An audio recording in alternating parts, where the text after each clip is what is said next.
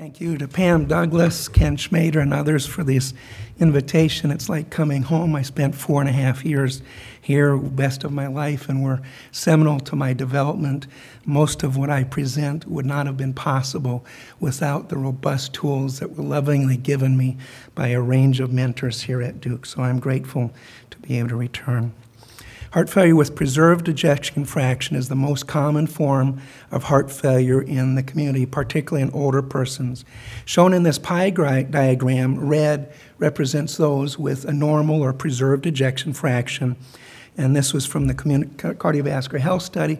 It's been shown in a dozen community-based studies in the U.S. and internationally. This actually underestimates it. If you look at women alone, it's 2/3 of heart failure. This is prevalent heart failure. If you look at incident heart failure, which is more of interest, in women, it's 80 to 90% of new heart failure cases. You could say that this is by far the dominant form of heart failure in America. And its impact is equal to that of reduced ejection fraction heart failure, the latter of which we've committed huge amount of resources for 60 years and made great inroads. And as you'll see, we've got much more to do in HFpEF. So HFpEF has similar severity of symptoms, whether exertional dyspnea and fatigue, the chronic state or the acute state, acute decompensation and pulmonary edema. Whether you measure objectively their exercise intolerance or their quality of life, their hospitalizations, or as Jamie Jollis here at Duke did with us in collaboration with Cardiovascular Health Study, look at the healthcare costs, and also mortality, which is similar once these patients have been hospitalized. In 2002, it had been 20 years since this syndrome had first been described by Bob Lukey, a Kansas VA geriatrician appropriately. We thought then that we had a pretty good handle on the pathophysiology, and now we were prepared to design the trials in order to improve outcomes in these patients. And here it was. It was driven by hypertension, LV hypertrophy, fibrosis, and diastolic dysfunction. Conveniently, there were many agents that could modify these factors, the easiest of which were ACEs and ARBs that were known to ameliorate each of these in animal models as well as human models. So this led to iPreserve trial, which was thought by many a sure bet. It was a trial of ARB, irbesartan, and 4,500 HFpEF patients, 5-year follow-up. As I said, ARBs improve all of these 4 key pathophysiologic features that we thought drove HFpEF. We were buoyed by a study that was led by Duke, charm-preserved, candesartan ARB, that had been a near miss, had shown a strong trend for improved outcomes and actually positive for hospitalizations in HFpEF. How easy could it be? Just increase the sample size 22%, hit your p-value, and become famous. But there was more. ACE and ARBs known to improve outcomes in patients with risk factors for HFpEF. Hypertension and diabetes are present in 80%, at least for hypertension. And, of course, these were winners in established HFrEF. In fact, there was a loud chorus that a placebo-controlled trial of ACE-ARB in HFpEF was unethical. Some ARBs rejected our trial because we didn't allow ACE as background therapy. How could we? We were testing ARB. So we caved and allowed ACE to be background therapy in 1/3 of the patients and did block randomization. As you might expect, I'm leading you up to a surprise, which is that there was no effect, and none at all, not short-term, not long-term. We tortured the data to find a subgroup or some indicator to give us hope to go on, and there was none, not old, not high BNP. In fact, we reduced blood pressure by 3.5 millimeters mercury, the magnitude of which, if you just did this in essential hypertension, you'd have had a MACE and a mortality difference. How could we miss? In fact, this was so dispiriting that most industry said, don't call us until you figure this out. And in fact, there was at least 5 years of radio silence and no investments. So let's summarize. It wasn't just eye preserve. There were 6 well-conducted, adequately sized endpoint trials with good, in my opinion, populations and an attractive agent, all negative on the primary outcome. There are also 8 randomized controlled trials on exercise capacity, which is an important outcome in HFpEF, all also negative.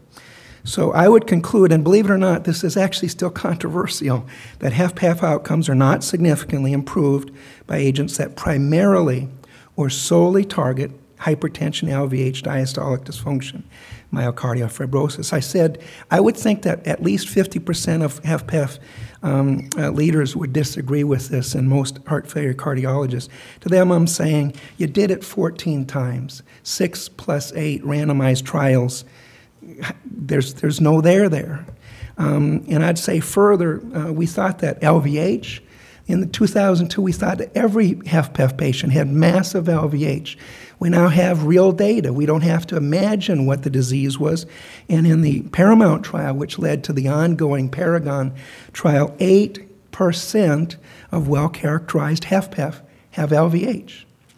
We thought that fibrosis was uniform. We now know it's 38%. Diastolic dysfunction, sine qua non of HFpEF. Only about 50% of patients have abnormal, severely abnormal resting LVH. Clearly, our paradigm was naive and incomplete. So what were we missing from the pathophysiology model? These data that I'm about to show you that will result in suggestion of a new paradigm all have come just in the last 5 years and have built one upon the other. The earliest was the contribution of non-cardiac comorbidities. We're cardiologists. We don't like to look outside the heart, although there have been some fantastic presentations that just did just that today. In a large Medicare administrative database, in Medicare heart failure patients, most had at least one non-cardiac comorbidity. 39% had 5 or more. This is very different from a middle-aged HFrEF population where they might have one, like diabetes. And also, if you did attribution analysis, accounted for 80% of the rehospitalizations. It was the non-cardiac comorbidities that were driving the clinical outcomes. But we were addressing the cardiac features. So clearly we had to enlarge our scope. In the Albany County database of older heart failure patients, 83% were hospitalized each once. 62% of those hospitalizations, non-cardiovascular. 16% were heart failure. I'll bet I could pull heart failure board-certified cardiologists, and they would not realize that 16% of elderly heart failure patients, when they're readmitted, it's not heart failure, 5 out of 6 times. Over 2/3 were never again hospitalized for heart failure, and comorbid disease was the strongest independent risk factor for outcomes. The other factor that we've come to realize is important and must be grappled with in HFpEF is frailty. Physical frailty is a formal construct that can be measured, followed, and manipulated. And in this early report, you can see that if you break this down into tertiles, it's a strong predictor independently of outcomes in heart failure. In 2014, Walter Paulus proposed the so-called systemic inflammation model of HFpEF. He was a brave pioneer and a lone voice in the wilderness, but he had the stature to be able to say this. I'd have been knocked down real quick, even if I'd have got the paper accepted. Suggested that it was inflammation that started systemically that started and drove HFpEF. We now know that others have come forward with their data and have looked at this, and he was right. It correlates with disease severity, symptoms, exercise capacity, and clinical events in HFpEF, but not in HFrEF. So it gives us the reason why things didn't work in HFpEF that worked in FREF. Why might this be? Well, the systemic inflammation impairs the two fundamental life processes, tissue perfusion and energy utilization by the tissue. Of course, this means we're talking about microvascular dysfunction, capillary rarefaction, and mitochondrial dysfunction, also extensively reviewed during this conference. And importantly, if you do interventions that improve systemic inflammation, you see improved outcomes, and I'll show you some of these. Well, where does the systemic inflammation come from? We know by an elegant study with coronary artery sinus catheter sampling just a few months ago that it's not the heart, because the inflammations are present as they enter the heart.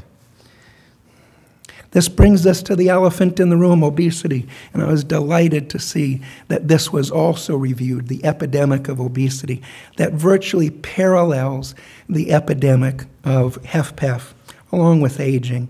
It's the third risk factor for the development of HFpEF, yet we've been focused on hypertension and diabetes when, in fact, this is number 3, and it actually drives number 1 and number 2. In fact, 85% of HFpEF patients are overweight or obese, twice the population. Its effect is growing rapidly. And what are the mechanisms purportedly? Drives inflammation, hypertension, insulin resistance, and impairs cardiac, arterial skeletal muscle, and physical function. This is a diagram drawn up by Sanjeev Shah, who must have the best AV department in the world, because he produces things like these in 72 hours and shows how excess adipose affects virtually every organ in the body, and makes this not only a systemic but a multi-organ syndrome, and shows how also visceral adiposity is central to this. Since then, others have shown that since we wrote this a couple years ago, which was a paper that showed that these patients had worse NYHA class, others have shown worse exercise capacity and quality of life, and more recently, worse clinical outcomes. Importantly, these patients have been excluded from clinical trials. Not that that matters since they were all negative, but maybe they would have been otherwise. Why? Well, because it was thought that, as my boss told me 10 years ago, Kitzman, you know, I really want to support your career, but don't you know that obesity is incompatible with HFpEF? I mean, you might be just studying depressed, deconditioned old women. Those BNPs look pretty low, fellow. So that's because of everybody thought like him, we excluded patients with BMIs over 30, 35. I just recently have read the first trial protocols that allowed BMI higher than 35. Interesting that we'd do that, even though that made up 85% of HFpEF. Also, we excluded them systematically because of BNPs. We now know that excess adipose markedly suppresses circulating BNP through a variety of pathways. And it's been shown that for the same symptoms and hemodynamic derangements, obese HFpEF patients have far lower BNP. So we've used BNP as the confirmation that this is so-called real heart failure and qualify for a trial, unknowing that we are actually excluding the primary type of this heart failure. Well, not all fat's created equal, and I learned that by association with my aging investigator colleagues at Wake Forest, where our Pepper Center is focused on the role of excess adipose in physical function in older persons. And emerging data really just in the last few months have shown that of all the regional fat depots, abdominal tissue, adipose tissue, is probably the most adverse and impactful for obese HFpEF. It's pro-inflammatory, very metabolically active, produces an array of inflammatory, oxidative, endocrine, vasoactive, and angiogenic agents. It markedly impairs insulin sensitivity, lipid regulation, raises blood pressure, a key mediator and progenitor of the metabolic syndrome. And it's a strong independent risk factor for diabetes and cardiovascular disease, even after you account for BMI and for total body fat. There's something uniquely bad about this depot. Some have even said it acts like an autonomous organ because it produces all of the endocrine substance. A paper you'll hear about in 4 days is that it independently predicts the development of HFpEF, predicts key outcomes, exercise capacity, that we showed earlier this year, and that top cat last year showed is a predictor of all-cause mortality and cardiovascular mortality. I've mused that perhaps it helps explain the gender differential, which is stark in HFpEF and is the opposite of HFrEF. At the menopause, women gain on average 5 kilograms, and it's known that that is dominated by intra-abdominal muscle. Not hard to think that if that if that intra-abdominal fat is added in the early to mid-50s, in 20 years with its metabolic adverse responses, you develop HFpEF.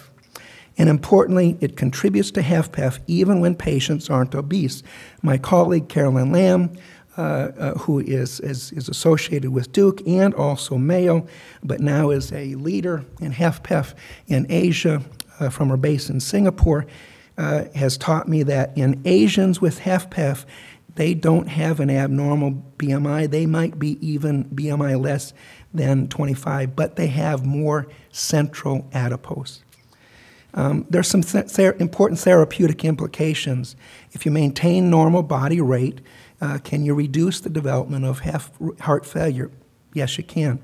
Dietary weight loss in postmenopausal women improves a host of these abnormalities, including diastolic function, and we know that bariatric surgery, weight loss, can prevent heart failure, improve symptoms and LV function in established heart failure. So we use this for a trial that we did in collaboration with Duke, was reported 2 years ago, where we randomized 100 HFpEF patients to diet, exercise, both or neither, peak outcome, peak VO2, and quality of life.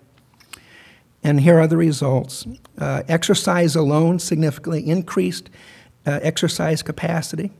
Diet did equally. The two together provided a robust improvement of exercise capacity.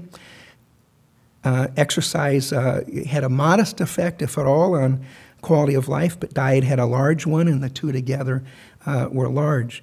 So we are now at a place where diet and exercise, both of which impact excess adipose, are now the only two interventions known to improve HFpEF outcomes. How did diet do this? Reduced adipose mass, as you can see here, with the relation between peak VO2, measurement of exercise capacity, and total mass, but was really driven by fat mass, and data that we're working on publication suggest it was really adipose tissue mass of fat and intramuscular. And why is that? Well, because those are the depots of inflammation, and as you can see here, there was a moderate but very significant correlation between change of weight in this trial and change in high sensitivity CRP, putting a cap and a confirmation on the Paulus systemic inflammation hypothesis. So this brings us full circle to a new paradigm of HFpEF pathophysiology, which was summarized and reviewed by Paulus, and he invited me to join him along with Sanjeev Shah and others. And we suggested, and data since that publication have strongly further supported, that HFpEF is a systemic disorder likely initiated by inflammation or other circulating factors that originate from excess adipose tissue, likely intra-abdominal. It's multi-organ, affects all of the organs, and involves also endothelial and microvascular dysfunction, mitochondrial dysfunction, and fibrosis. And it's got features that are typical of geriatric syndromes.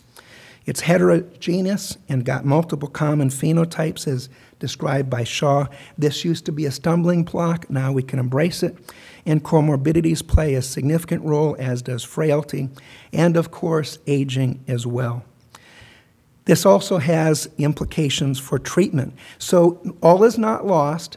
Even though the ejection fraction is different and manipulating it doesn't make any difference, this opens up some new avenues. First, it may help explain why trials in the past have been negative. We weren't targeting systemic inflammation or excess adipose, and it directs our attention from a purely cardiocentric approach to systemic total body, whole patient approach, so that interventions need to be challenged to address comorbidities and frailty, impact intra-abdominal tissue, and this is not hard. It's far easier to remove abdominal tissue, excess adipose tissue, than it is to repair the mitochondria within a myocardial scar. And there's a lot of agents: anti-inflammatory, capillary sparing, mitochondrial dysfunction improving, 5 FDA-approved weight loss drugs. 1 is currently being tested in obese HFpEF, and a range of behavioral and lifestyle interventions, and a long list of novel agents that we could discuss. And then finally, prevention. It's been estimated that if we treat hypertension, prevent or treat obesity, and our patients listen and do regular exercise, we could prevent 80% of HFpEF. So there's good news. Thank you.